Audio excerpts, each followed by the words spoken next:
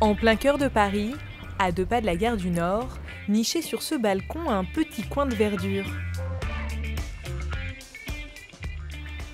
Quand certains sont dans les bouchons, Marion Mertens, elle, jardine. Alors c'est un bassin aquaponique.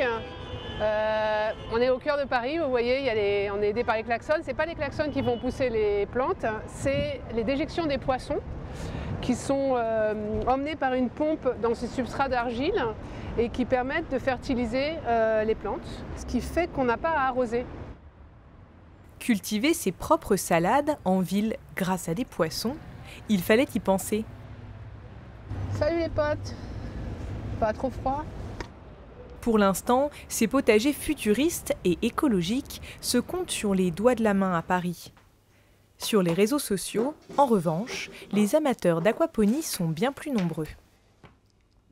Et en fait, avec le hashtag aquaponie ou aquaponics, on se fait plein de nouveaux amis. J'aime là, voilà, c'est le côté avec la gare du Nord qui est pas très glamour au début, et puis avec un peu de verdure devant, c'est beaucoup mieux. Et il y a des poissons et des salades. Après 7 semaines de patience, enfin, c'est le grand jour pour Marion et sa fille. On y va? On la coupe? Ouais. La voilà, prête à être dégustée. Première salade. Ça fait quoi? Bah, on va la goûter. Ouais. Elle est belle, hein? Ouais. Une vraie salade du 10e arrondissement. Allez. Tu vas mettre un peu de comté ou quelque chose dedans? Non, comme ça, c'est bien. Alors, que ça a le goût de poisson? Non, ça va. Ça a le goût de vraie salade. Ah ouais, ça a le goût. Bah, c'est la première, ouais, c'est rigolo. Et au moins, c'est la preuve que ça marche. Serons-nous tous demain des maraîchers des villes? Peut-être. Qu'elles viennent de notre balcon ou de l'autre bout de l'Hexagone, 9 salades sur 10 seraient françaises. D'ailleurs, les laitues naissent dans les fleurs. Si, on va vous montrer. Batavia dorée de printemps, chicorée barbe de capucin ou boursette. Avec ou sans vinaigrette, la salade reine de nos assiettes aurait tout pour plaire. La salade, c'est bon pour la santé, c'est intéressant, c'est l'aliment minceur par excellence. Bonne pour notre santé, la salade? Pas si sûr. Il y a quelques mois, une enquête provoquait sur les réseaux sociaux un Saladgate, rien que ça. 80% de nos salades contiendraient des résidus chimiques. Il n'en fallait pas plus pour nous inciter à vérifier. On a 10 ou 12 traitements à appliquer sur une salade durant sa croissance. Forcément, il en restera un petit peu à la fin. Les pesticides. À Bruxelles, ils font l'objet d'une intense bataille de lobbying. Récemment, la Commission européenne a même été condamnée pour ne pas avoir réglementé certains d'entre eux à temps.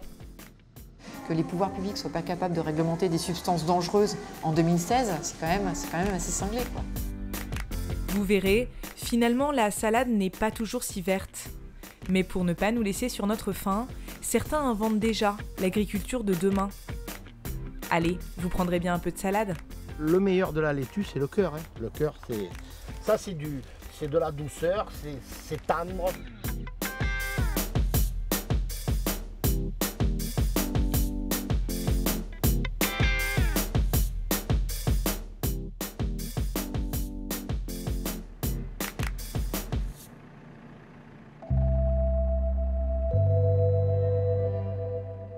Pour vous raconter les salades, il a fallu se lever tôt et affronter une pluie battante.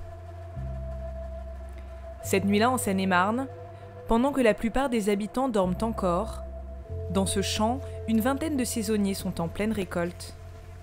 Il est 3 heures du matin.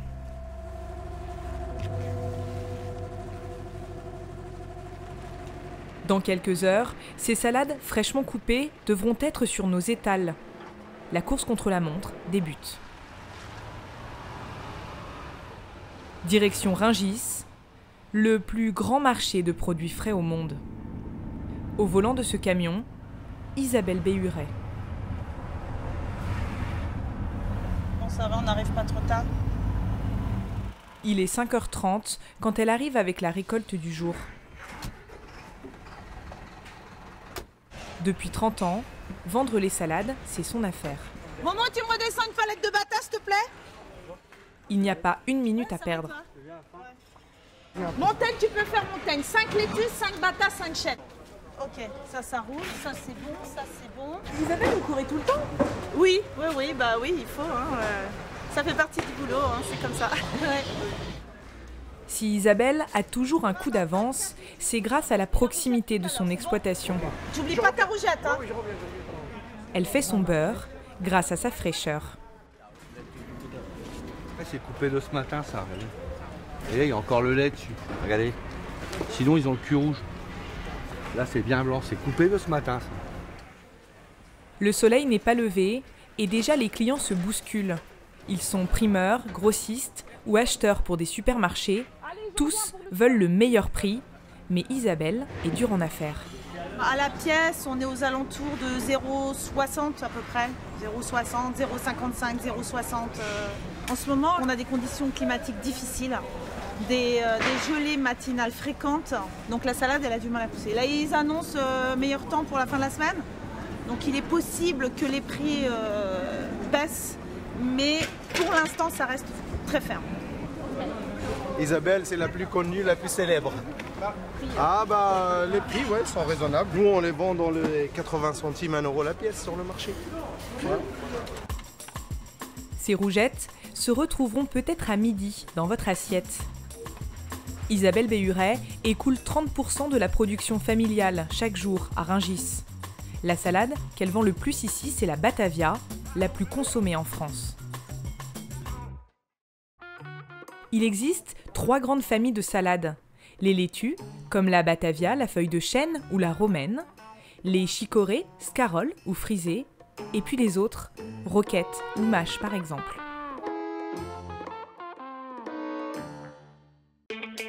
Sur le podium des producteurs européens de salades, la France se classe 3e, derrière l'Italie et l'Espagne. Considérée aujourd'hui comme un légume bien de chez nous, sa consommation en Europe n'est pourtant apparue que tardivement dans l'histoire. Et c'est à Alexandre le Grand qu'on la doit. Au IVe siècle, le redoutable conquérant rapporta d'Asie, tel un précieux butin, une série de variétés. D'abord consommée cuite, la salade ne sera servie crue, accompagnée de vinaigrette, qu'à partir du XIe siècle. En France, sa culture se développa grâce à Rabelais. À la Renaissance, l'écrivain humaniste se serait en effet improvisé importateur de graines, de retour d'un voyage en Italie.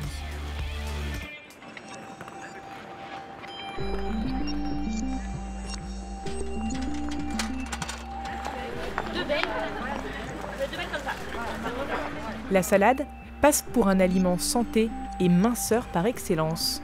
Vous savez, c'est quelques feuilles que nous prenons avec nos frites pour se donner bonne conscience. Mais la salade mérite-t-elle vraiment sa réputation? Solveig Dartinet est diététicienne. Bonjour Simon. Salut, bonjour Solveig. Ça va? Ça va très bien, ouais. Alors, qu'est-ce que tu as de beau? Alors aujourd'hui de saison, là vous avez la feuille de chêne rouge et la feuille de chêne verte qui vient d'arriver. D'accord. Entre autres, dans les petites craquantes, les rougettes comme ceci. Ah oui, Pour les elle est moins sympa bananes, celle-ci. ouais. On avait raison d'y croire. La salade serait réellement pleine de bienfaits. La salade, c'est bon pour la santé, c'est intéressant, c'est pas que de l'eau, même si effectivement il y a 95 à 98% d'eau. Il y a aussi de la vitamine C, vous avez des sels minéraux, du calcium, du potassium, du fer, donc c'est quand même un aliment qui est intéressant. Batavia, feuilles de chêne ou rougettes, certaines seraient d'ailleurs meilleures que d'autres, nutritionnellement parlant. En fonction des couleurs, des pigments que vous avez dans la salade, entre une feuille de chêne verte et ici rouge, eh bien celle-ci aura plus de pigments, donc elle sera beaucoup plus riche en antioxydants. Alors les antioxydants, c'est un peu notre anti-rouille par rapport au vieillissement de nos cellules. Donc c'est plutôt positif. C'est vrai que plus on mange coloré, plus on mange riche en antioxydants. Je vais goûter une comme ça là. Ouais. Les salades de nos étals sont depuis les années 50 des hybrides, c'est-à-dire qu'elles sont le fruit de croisements réalisés par un semencier.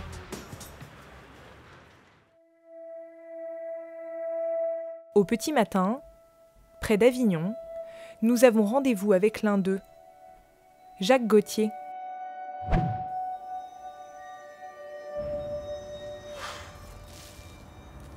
il a accepté de nous ouvrir ses portes pour nous montrer comment sont créées les nouvelles variétés.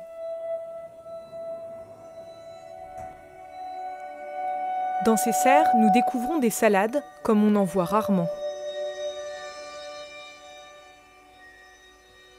La salade, si on ne la coupe pas, elle va s'allonger, faire une tige, va ensuite faire des bourgeons, des fleurs, puis des graines. L'objectif de ce fleuriste peu ordinaire, produire des graines qui donneront des salades toujours plus résistantes, productives ou attrayantes. Pour cela, il faut d'abord s'armer de patience, puis opérer rapidement. Les fleurs de laitue ne restent ouvertes qu'1 heure par jour. Les fleurs de laitue sont porteuses des 2 sexes, mâle et femelle. Et donc pour faire un croisement, donc, on va prendre cette fleur et l'utiliser comme maman. Ça veut dire qu'on va enlever, on va la castrer, on va enlever les étamines, donc les parties papa, et on va choisir un papa qui va être complémentaire et amener les caractères qu'on souhaite en pollinisant cette fleur. Et là, on réalise le croisement.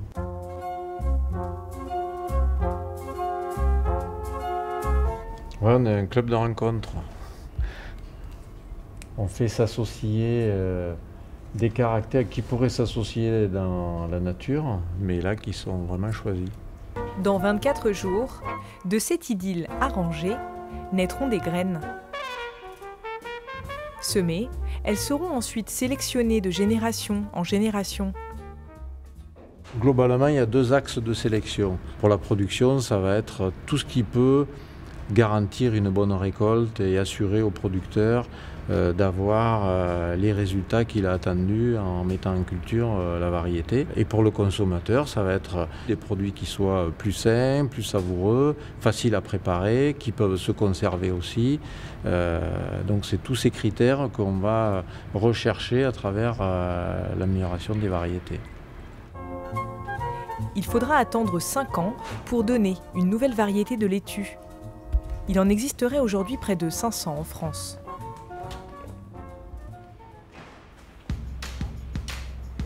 Quelle que soit la variété, 90% des salades que nous consommons proviendraient de notre territoire, mais selon la saison, pas toujours de la même région.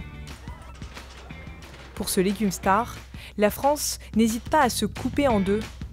L'hiver, les régions du sud produisent des salades sous serre d'octobre à mars. Au printemps, les régions du nord prennent le relais, elles produisent en plein champ et fournissent nos étals d'avril à septembre.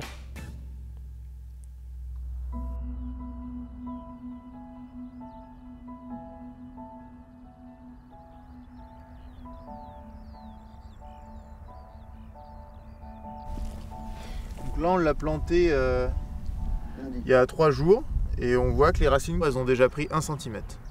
Donc c'est super, ça veut dire ça pousse très bien. En Seine-et-Marne, c'est le printemps.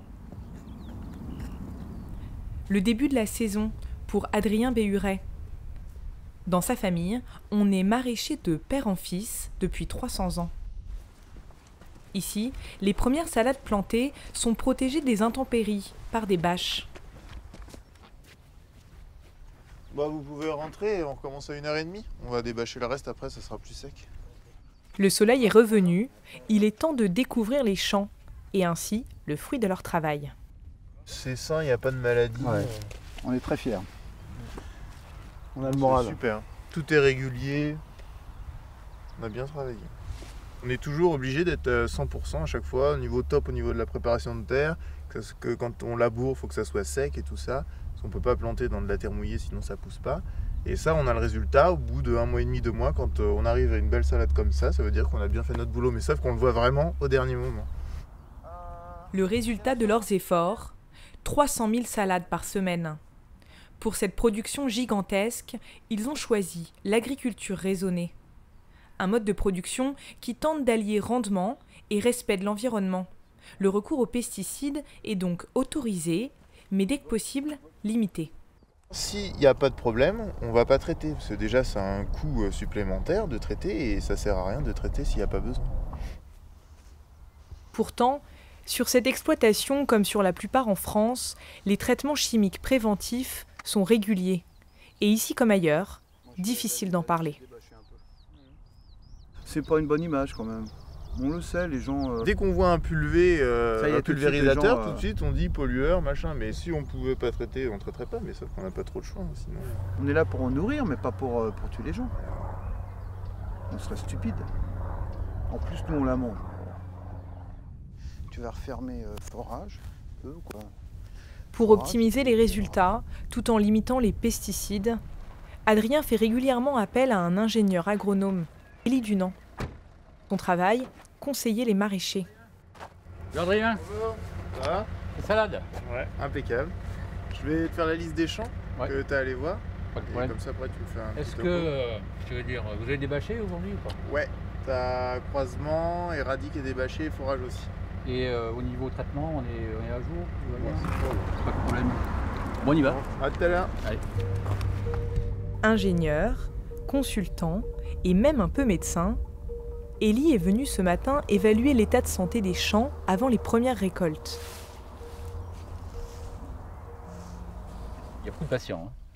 Oui, vous avez à peu près 8 patients au mètre carré. Ça fait 80 000 patients à l'hectare. Ça fait beaucoup. Vous voyez là, par exemple, une Bremia lactusée, qui est le midou de la salade. Ce champignon va évoluer après la récolte. Il va créer une certaine pourriture de ses feuilles de base, impropres à la consommation. Ces salades pourront malgré tout être vendues, mais seront d'abord effeuillées. Celle-là, du Bremia. Celle-là, on a aussi. Et donc, on va se retrouver avec une laitue qui aurait dû peser peut-être 450, 500, 600 grammes. Et on risque d'avoir du 300 grammes, 350 grammes. Ce manque à gagner, c'est la hantise des producteurs. D'autant qu'il existe 32 types de Bremia. Le Bremia, c'est un peu la grippe de la salade. Chaque année ou presque, de nouvelles souches apparaissent et provoquent parfois des épidémies. C'est horrible, il y en a partout. Il y en a partout. Ouais. Ah, vous tombez pile hein, aujourd'hui. Avec un printemps particulièrement frais et humide, cette année le Bremia s'en est donné à cœur joie. À quelques jours de la récolte, une seule solution, débâcher les cultures pour aérer et empêcher la propagation du champignon. On ne peut plus traiter parce que là vous êtes sur le stade de récolte dans à peu près 8 à 10 jours. Donc si vous voulez traiter, vous allez mettre des produits chimiques dans une salade qui va être consommée. Depuis 2006, la réglementation impose en effet un délai minimal entre le dernier traitement et la récolte. Objectif, éviter la consommation de résidus chimiques. Malgré ces précautions, 80% des salades contiendraient au moins un résidu. C'est en tout cas ce que révèle une étude menée par l'association Génération Future, référence en France dans la lutte contre les pesticides. Les quantités de produits chimiques retrouvés dans ces salades ne dépassaient pas les limites légales.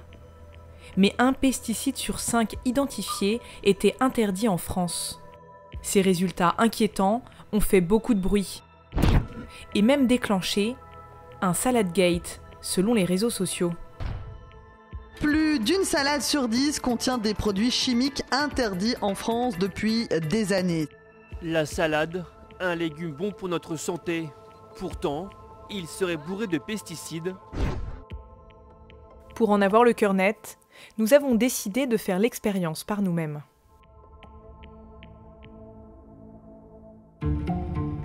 Dans de grandes chaînes de supermarchés choisies au hasard, nous avons acheté 3 Batavia, la salade la plus consommée en France. Et nous les avons apportés à un laboratoire indépendant. L'échantillon numéro 1 correspond à une salade achetée en vrac. Le numéro 2 est une Batavia en sachet. Enfin, le numéro 3, une Batavia biologique. D'éventuels résidus vont être recherchés parmi une liste de 300 pesticides. Nous devrons attendre une semaine pour obtenir les résultats.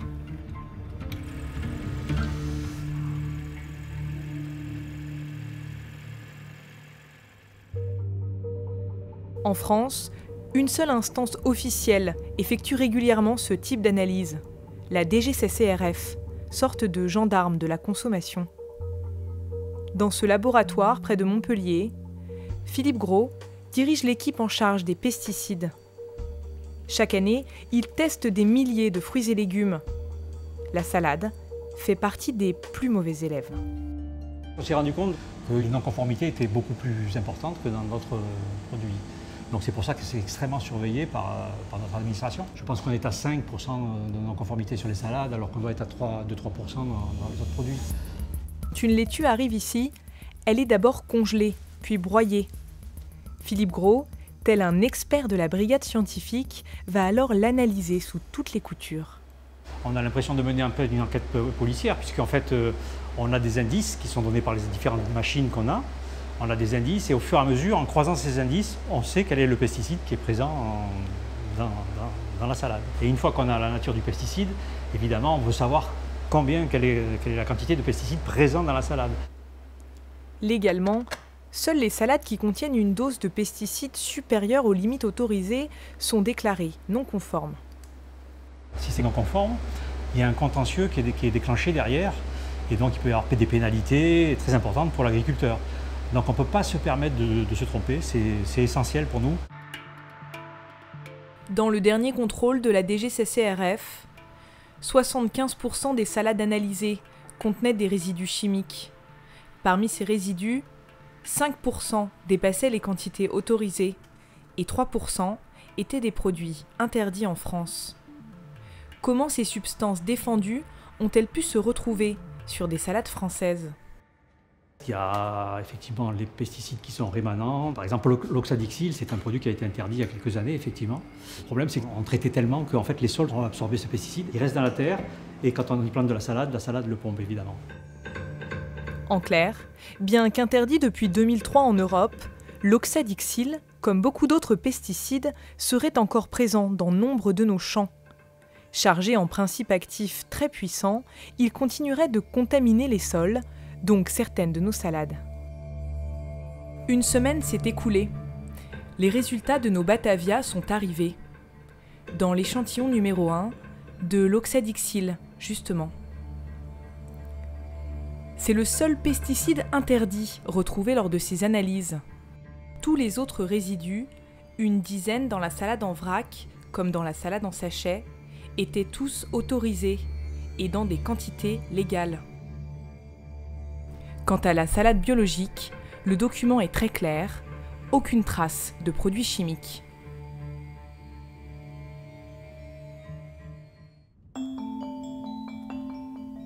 En découvrant ces résultats, une question reste en suspens.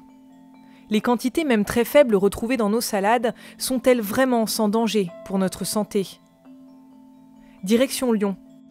Bonjour, Madame Giovannini. Entrez, venez. Le docteur Mirakian est spécialisé dans les troubles de la fertilité.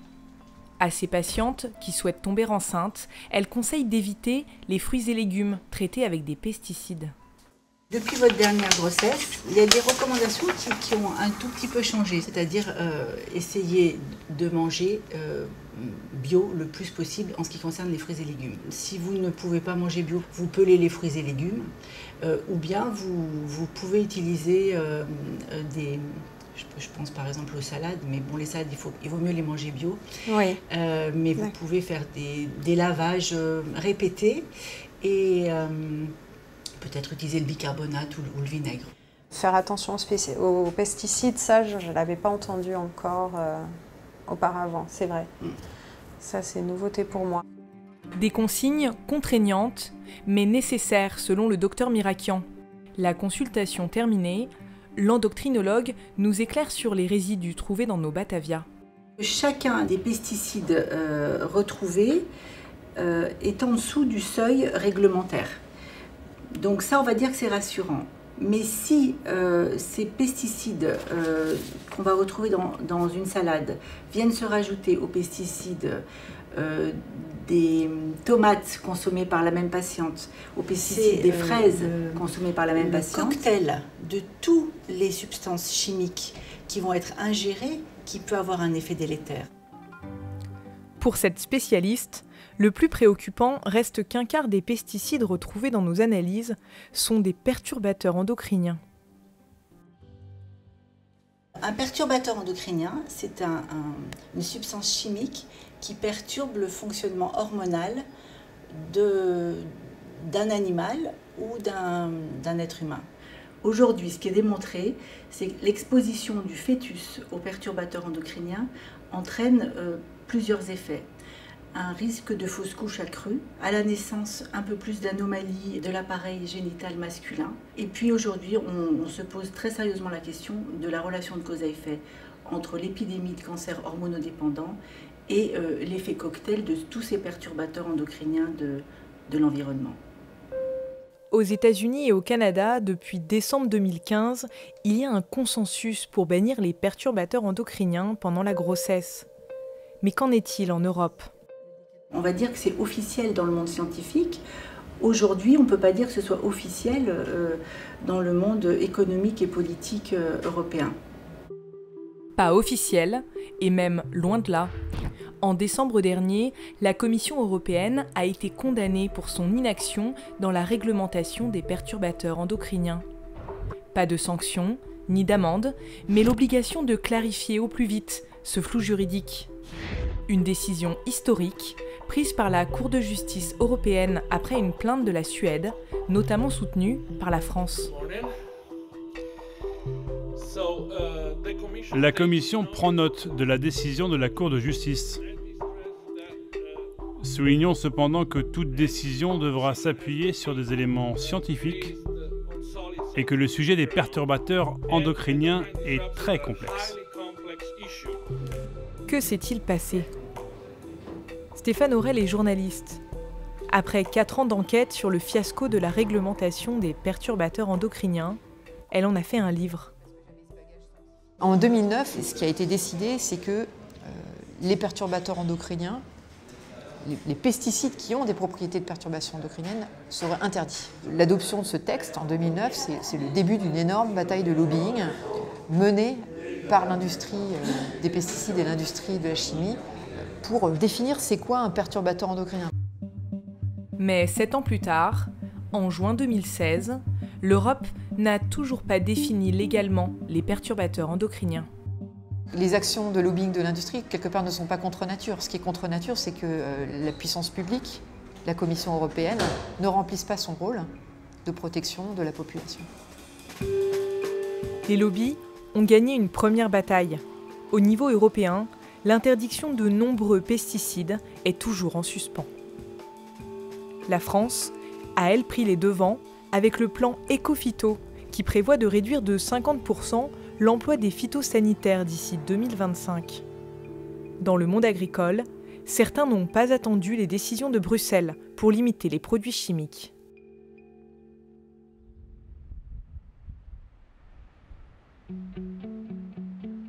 À Avignon, nous retournons chez Jacques Gauthier, le semencier. Lui mise sur la génétique pour rendre nos salades plus saines. Cette semaine-là, son entreprise ouvre ses portes pour une sorte de Fashion Week de la salade.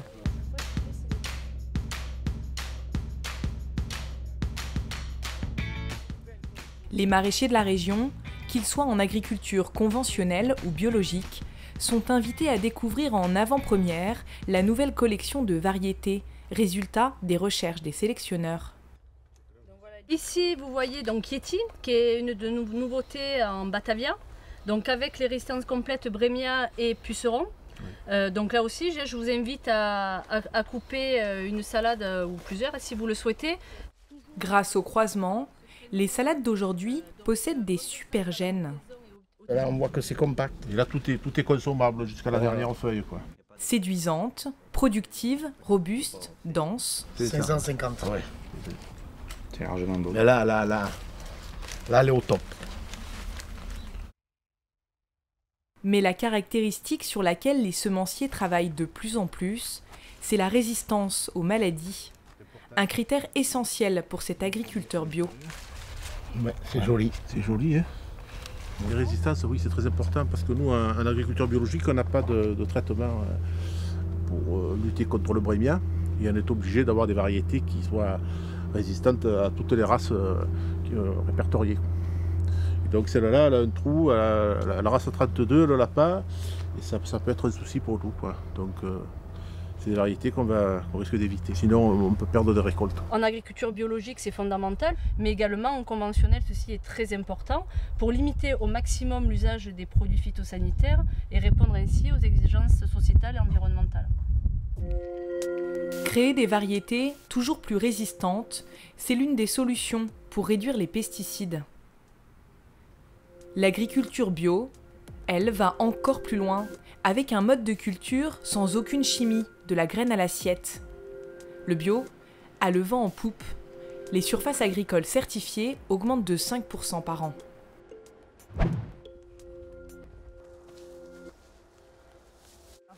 Elles sont parfaites. Vous pouvez remarquer que le dessous est sain, qu'il n'a pas indemne de maladie. Et tout ça sans traitement. On n'a rien à envier aux salades conventionnelles. Ce maraîcher sait de quoi il parle. Il a utilisé des produits chimiques pendant 20 ans avant de se convertir au bio. Toute cette herbe là que vous pouvez voir, bon, quand on était en conventionnel, on était obligé d'appliquer du glyphosate, du Roundup, quoi. Voilà, et aujourd'hui, nous sommes obligés de le faire à la main, quoi, à la pelle, quoi. Donc en manuel. On sait qu'on ne met pas de chimie de nulle part, et c'est toujours bon pour la santé du sol et aussi de l'applicateur, quoi. Parce que la première victime des pesticides, c'est les applicateurs, les producteurs ou le personnel des exploitations qui appliquent le produit. Pour repousser les maladies, il mise désormais sur l'alliance de variétés résistantes et d'un sol nourri au compost. En maintenant un sol en vie à travers les engrais verts l'été, à travers ces apports massifs de compost, on favorise le développement des lombrics. Et c'est une preuve irréfutable que notre sol est vivant et en bonne santé. Il n'y a aucun résidu là-dedans. Là. Vous pouvez croquer la feuille, là, vous voyez, sans la laver.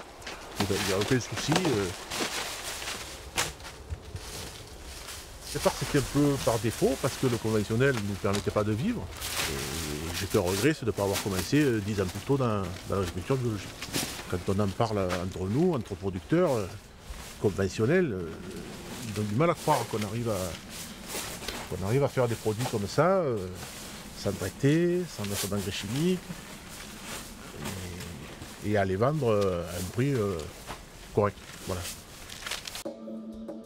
Fort de son expérience, ce converti ne comprend pas que les autorités de la filière recommandent encore aujourd'hui d'utiliser autant de produits chimiques.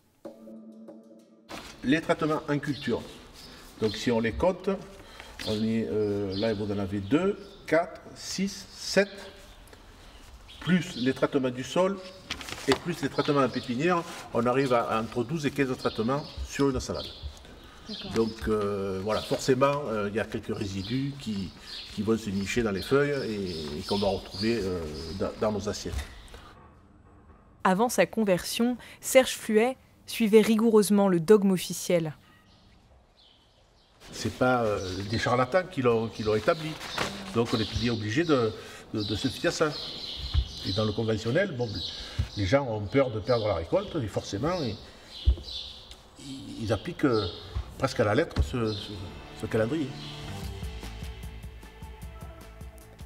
Comme ce maraîcher, ils sont de plus en plus nombreux à croire qu'une nouvelle agriculture sans pesticides soit possible. Dans les grandes surfaces, pourtant, les fruits et légumes bio, souvent plus chers, se font encore rares. Surtout au rayon sachet. La salade prête à l'emploi, un marché lui aussi en pleine croissance. 7 Français sur 10 en achètent régulièrement. Une révolution commencée au début des années 80.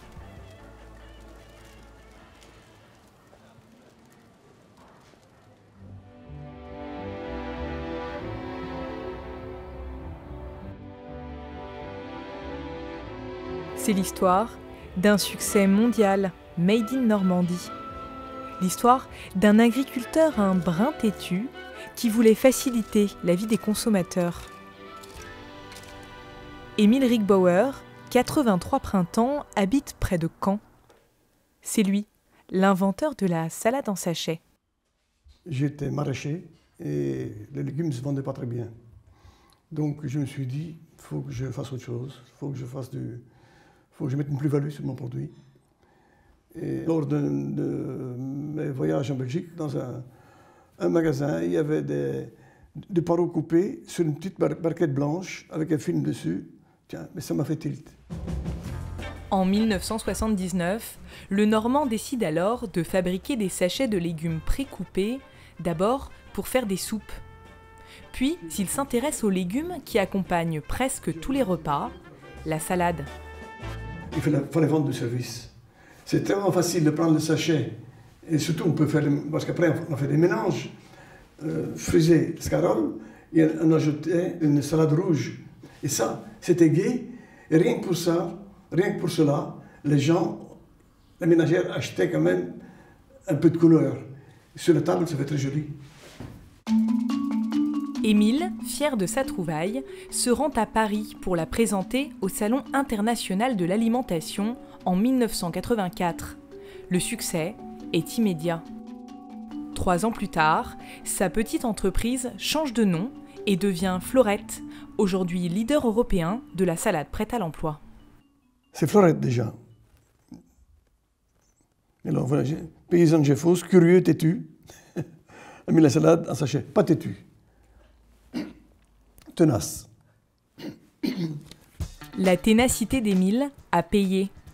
Malgré le prix, bien plus élevé, aujourd'hui une salade sur 5 est achetée en sachet, avec toujours le même argument. La flemme. La flemme. Autant je peux lui préparer des petits trucs sympas, autant pour la salade, je veux que ce soit beaucoup plus rapide. Cette innovation a même marqué un tournant dans l'histoire de la consommation, selon Xavier Terlet. Ce consultant aide les grandes marques à flairer les tendances. C'est arrivé à une époque, après les années 60-70, où on avait une vraie culture du loisir. On ne prenait pas beaucoup de temps pour faire à manger, hein, on diminuait le temps de préparation des repas. Donc ça a permis aux consommateurs de continuer à manger de la salade. Les professionnels du marketing, eux, ont trouvé avec le sachet un support idéal et redoutable pour vendre leurs produits. Auparavant, la salade en sachet, c'était la salade pratique. Et aujourd'hui, ça ne suffit plus. On ne se satisfait pas d'un produit qui n'est que pratique. Il faudrait, par exemple, apporter des notions de plaisir. Il faut que ce soit bon. Vous avez des différents mélanges. Ici, vous avez mâche, roquette et betterave. On voit les betteraves à l'intérieur. Là, on joue sur le goût. Là, on nous propose un mélange gourmand. Vous voyez des notions de gourmandise, de plaisir qui est apporté ici. Qu'est-ce qu'on nous dit là? C'est pas une simple salade dans un sachet, c'est une salade, un mélange printanier. On joue la saisonnalité. Des salades gourmandes, originales, presque glamour. Et tant pis si le sachet en plastique, lui, n'est pas très vert. Déjà, le sachet en soi est antinaturel. Donc l'industriel aura tendance à en rajouter sur la naturalité de son produit. Là, le papier craft, par exemple, c'est imperceptible, mais dans l'esprit du consommateur, cette couleur craft est plus naturelle que si on avait un rose flashy, par exemple.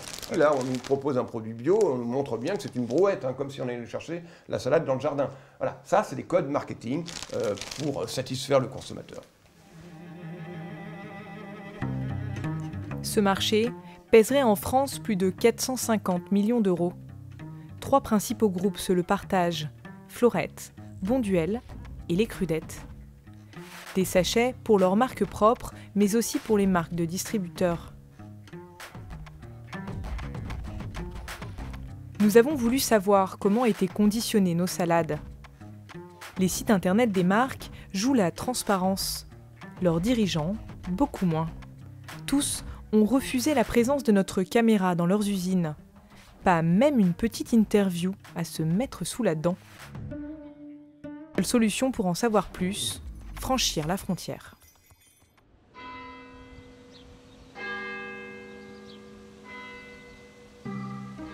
En Suisse, c'est dans ce petit coin tranquille que se trouve l'un des spécialistes helvètes de la salade en sachet.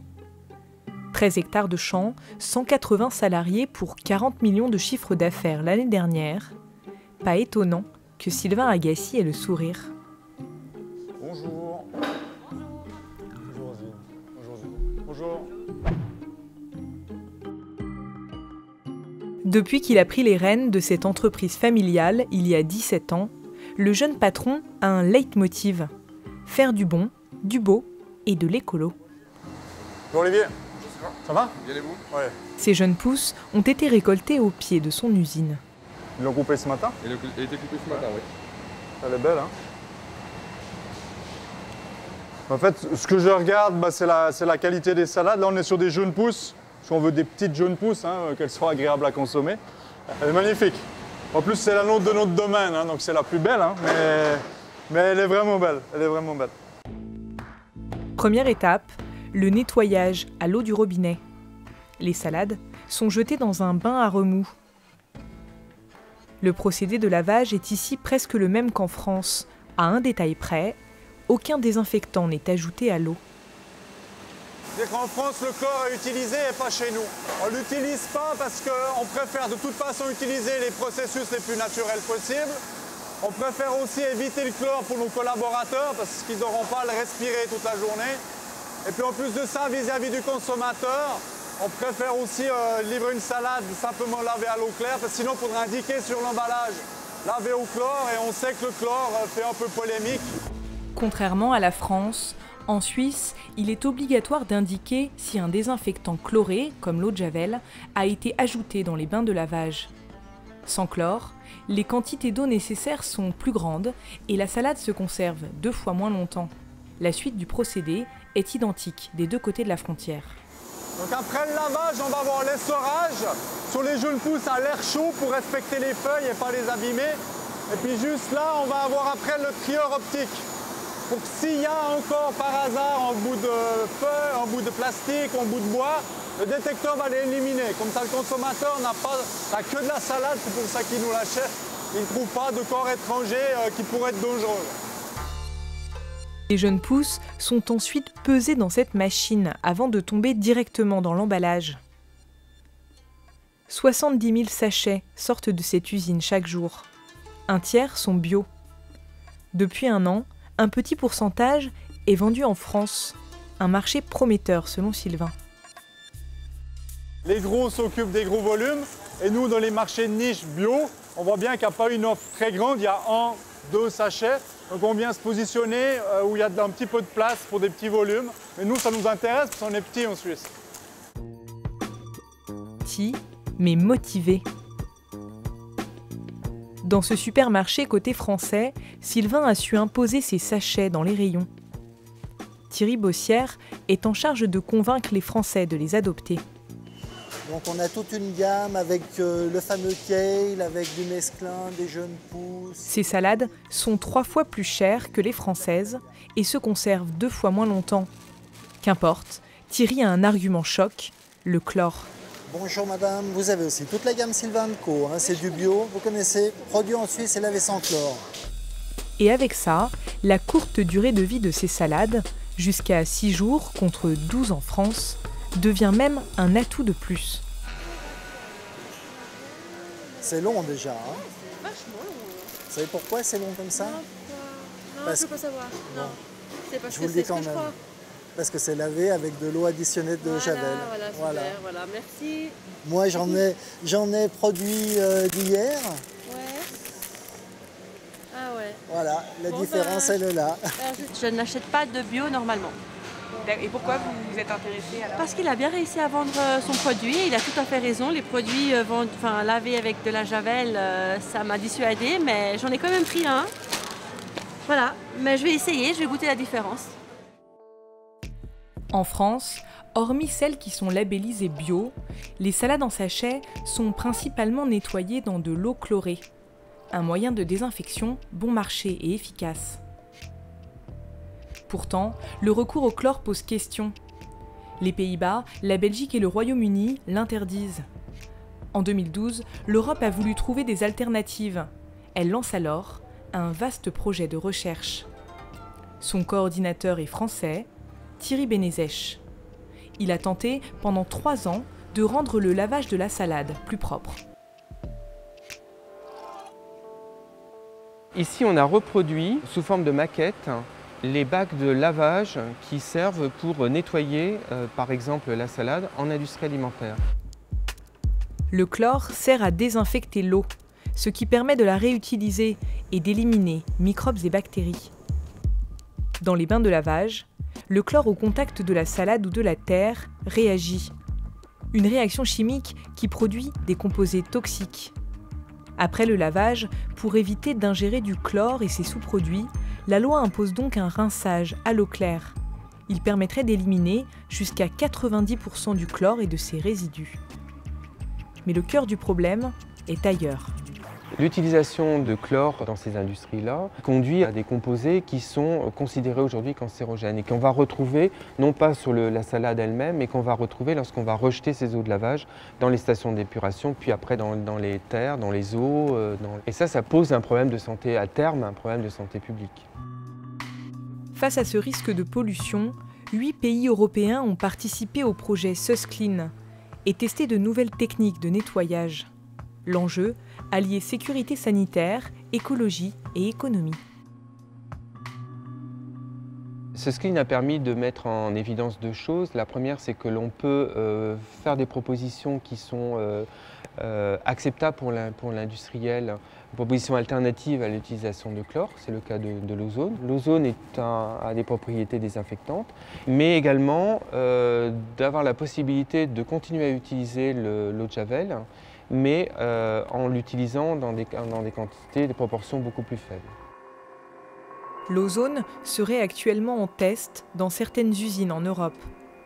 Mais aucune loi n'oblige à ce jour les industriels à changer leurs habitudes.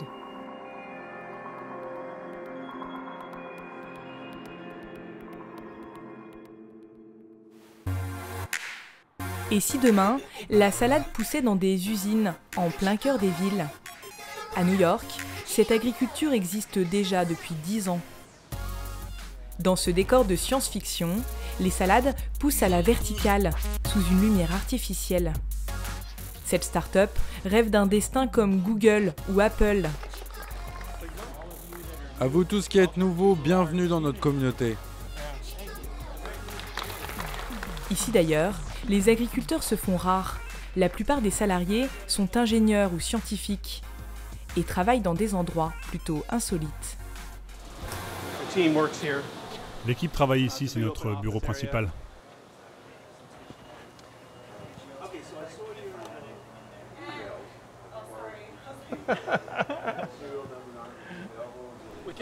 On a gardé la déco pour que tout le monde puisse se souvenir qu'avant ici c'était une salle de paintball.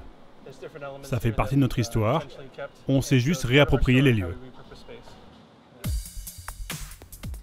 Dans ce hangar, les salades vont grandir sur plusieurs niveaux, mais sont d'abord semées sur des toiles fabriquées à partir de plastique recyclé. Notre collègue David est en train de préparer les semis. Ce qui rend notre mode de culture tellement unique, c'est le fait que nous cultivons sur cette toile réutilisable. On sème dessus, on fait pousser et on récolte sur ce tissu. Et après, nous enlevons les racines, le lavons et on recommence. Pas de terre, pas de lumière naturelle non plus. Et pourtant, une productivité record. Le secret, donner à la plante exactement ce dont elle a besoin. Cette graine qui aurait mis jusqu'à 16 jours pour pousser dehors, pousse chez nous en 3 à 4 jours. Juste parce qu'ici l'environnement est parfait, avec les bonnes températures, l'humidité, les nutriments qu'il faut et la bonne lumière. On est à l'écoute de la plante, on peut même changer son goût, sa saveur, sa texture et même sa couleur. On appelle ce nouveau mode de culture l'aéroponie. Plus productif, il serait aussi meilleur pour la planète. Pourtant, des LED allumés 24 heures sur 24, a priori, ça ne paraît pas très écologique. En fait, c'est une approche bien plus écologique, car on utilise 95% d'eau en moins, très peu de fertilisants et 0 pesticides, ce qui a le plus gros impact sur l'environnement. L'agriculture d'aujourd'hui est très énergivore. Pensez par exemple à l'essence qu'il faut pour les tracteurs, pour pomper l'eau et parfois pour traverser tous les États-Unis. Ça, c'est très énergivore.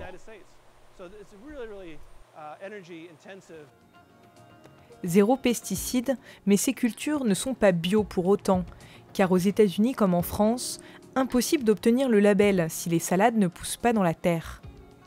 À défaut d'être officiellement bio, les salades de marque auraient du goût. Ah oui, le goût est puissant. Ça a vraiment un goût de nature. Comment est-ce qu'on arrive à faire ça?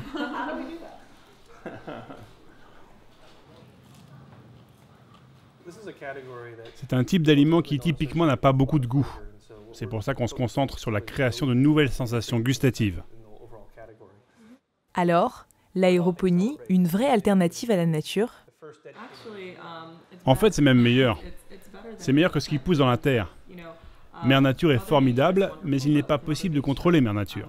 Et bien nous ici, ce qui fait notre particularité, c'est que l'on donne à la plante exactement ce dont elle a besoin pour se développer. Nos salades sont heureuses et en bonne santé. C'est donc bon pour nous aussi. À travers nos analyses et nos tests, on essaye de comprendre quelles sont les meilleures conditions pour les rendre les plus nutritives possibles. En 2050, la Terre comptera 9 milliards d'habitants et les 3/4 vivront en ville. Pour nourrir tout ce petit monde, l'agriculture de demain devra sans nul doute devenir plus urbaine, mais aussi moins polluante et même peut-être un jour sans pesticides. En attendant, même si le bio progresse et malgré la bonne volonté de nombreux agriculteurs, en France, les achats de pesticides sont encore en augmentation. Alors à nous peut-être de consommer autrement, pour que la salade reste un légume bon pour notre santé, heureuse pour le sang, pour la rate et pour le mal au flanc, comme disait le poète Pierre de Ronsard.